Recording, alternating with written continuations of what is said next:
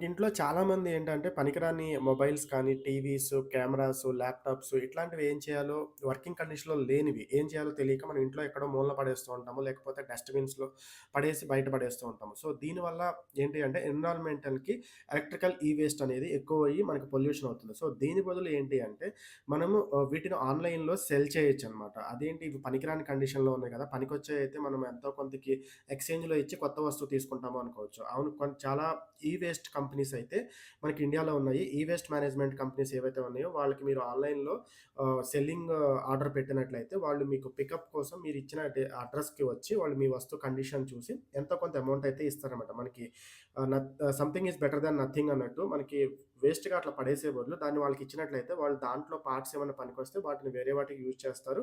అలాగే మిగిలిన దాన్ని రీసైక్లింగ్ కోసం వాడతారు కాబట్టి ఈ వేస్ట్ మేనేజ్‌మెంట్ అనేది పొల్యూషన్ నుంచి మనం అవాయిడ్ చేసిన వాళ్ళం అవుతాము. సో, ఈ ఇన్ఫర్మేషన్ అందరికీ నచ్చినట్లయితే please like, share and subscribe